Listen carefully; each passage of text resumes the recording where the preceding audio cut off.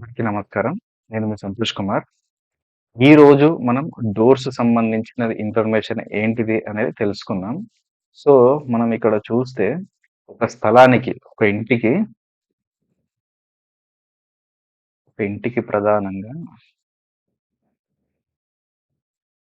East, west, north and south. ఇది ఒక compound wall అనుకుంటే, ఇందులో ఈస్ట్, వెస్ట్, నార్త్, సౌత్ ఇది ఇల్లు అనుకుంటే, దీనికి ఎక్కడెక్కడ డోర్స్ ఉండవచ్చు. చాలా వరకేందంటే 3 డోర్స్ ఉండొద్దు అంటారు. సో, 3 డోర్స్ ఎందుకుండొద్దు? అది ఎక్కడెక్కడ ఉండొద్దు? ఏది అనేది ఒకసారి తెలుసుకుందాం మనము. ఈస్ట్‌లో డోర్ పెట్టి, నార్త్‌లో డోర్ పెట్టి, సౌత్‌లో డోర్ పెడితే ఇది నంబర్ 1. ఇది ఖచ్చితంగా ఉండొచ్చు. దీనికి అపోజిట్‌లో డోర్ లేదు అంటే ఒక విండోనన్నా పెట్టుకోవచ్చు. కానీ ఈ 3 డోర్స్ ఉండవచ్చు. నెక్స్ట్ ఒక ఇంటికి అదే 3 డోర్స్ అని చెప్పాం గదా! అని నార్త్, వెస్ట్, ఆహ్, సౌత్‌లో పెడతారు. ఇది రాంగ్. అలాగే నార్త్, వెస్ట్, అలాగే మనం ఇంకోటేందంటే సౌత్, నార్త్, ఆహ్, ఈస్ట్‌లో గూడా ఈస్ట్‌లో పెట్టొచ్చు. వెస్ట్‌లో పెట్టినా సేమ్ రిపీట్ అవుతుంది. ఇదే ఈ విధంగా 3 డోర్స్ మనం అసలు యాక్చువల్లీ ఎక్కడ పెడుతున్నాము అనే దాని మీదనే ఉంటుంది. ఒకటి మనం గమనిస్తే తూర్పు డోర్ పెట్టినప్పుడు పడమర డోర్ గాని, విండో గాని పెట్టవచ్చు. ఉత్తరం డోర్ పెట్టినప్పుడు దక్షిణంలో డోర్ కంపల్సరీ పెట్టాలి. డోర్ టు డోర్ క్లియర్ అనేది ఉండాలి. ఇందులో ఇదే విషయంలో నేను మీకోటి చెప్తున్నాను. డోర్స్ ఎన్ని ఉండాలి? కౌంట్. డోర్స్ ఎన్ని ఉండాలి? అంటే ఈ డోర్ అనేది సపోర్ట్. అంటే ఇక్కడ 2. ఈ డోర్‌కి ఈ డోర్ సపోర్ట్ ప్లస్ 2 ఇట్లా జోడి చూసుకొని సరి సంఖ్య ఉండాలి. అంటే ఈవెన్ నంబర్. అంటే సరి సంఖ్య ఉండడం చాలా బెటర్. ఒక డోర్స్ అనేది ఈవెన్ నంబర్ ఉండాలి. అలాగే విండోస్ గూడా. ఎగ్జాంపుల్ ఇది మెయిన్ డోర్ అనుకుందాం. మెయిన్ డోర్ ఇక్కడొక విండో, ఇక్కడొక విండో పెడితే ఇది ఒక జోడీ. సరి సంఖ్యనే గదా! సరి సంఖ్య అన్నప్పుడు ఈవెన్ నంబర్. సేమ్ 2, 4, 6, 8 ఆ విధంగా పెట్టుకోవచ్చు. డోర్స్ గూడా అంతే. ఒక డోర్‌కి ఇంకో డోర్ సపోర్ట్. సేమ్ అదే విధంగా ఇక్కడ ఏమంటారు మనకు 2, 4, 6 ఈ విధంగా కంటిన్యూ చేసుకుంటే సరి సంఖ్య ఏదైనా పెట్టుకోవచ్చు.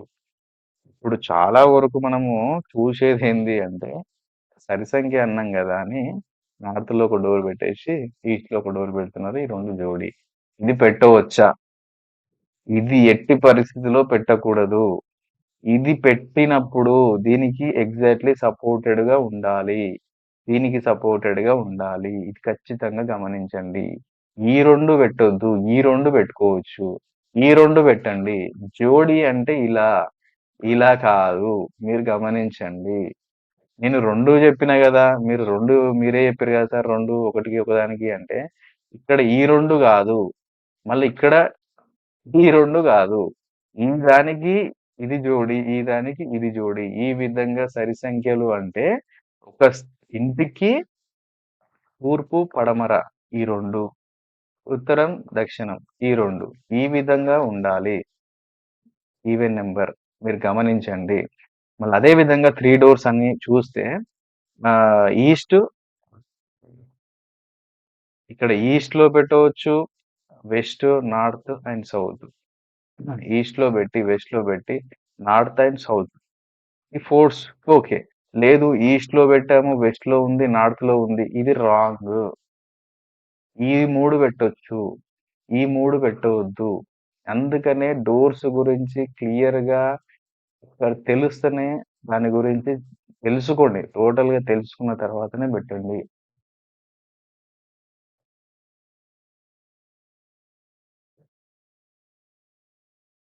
ఇది రాంగ్. గుర్తుపెట్టుకోండి. తూర్పు, పడమర, ఉత్తరం ఈ 3 రాంగ్. ఎందుకంటే దీనికి జోడి లేదు గదా! మీరు అదొక్కటే గమనియండి అంతే. ఇది లేదు. ఓకే. 2 ప్రొసీడ్ అంతే. ఆ విధంగా. లేదు అప్పుడు ఈస్ట్‌లో పెట్టినప్పుడు దీనికి అపోజిట్‌లో విండోనన్నా సపోర్ట్ ఉంటది గదా! అది ఓకే. కానీ నార్త్‌కి, సౌత్ కంపల్సరీ ఉండాలి. ఇది ఖచ్చితంగా గుర్తుపెట్టుకోండి. ఈ విధంగా డోర్స్‌కు సంబంధించినంత వరకు పాయింట్స్ మనం తీస్తా ఉంటే అవి వస్తుంటాయి. మీకు క్లియర్‌గా కావాలి అంటే అసలు ఎట్లా ఏంటిది అంటే ఇదొక ప్లానింగ్‌లో మనము తీసుకునేటి పాయింట్స్ చాలా ఉంటది. మీరు ముఖ్యంగా ఒక ఇంటికి ఉత్తరం, తూర్పు మీకు మనం జనరల్‌గా అందరూ యూజ్ చేసేదేంది అంటే, ఉత్తరం, తూర్పు పెడుతూ ఉంటారు. కానీ అది రాంగు. తూర్పు, పడమర ఈ 2 ఉండొచ్చు.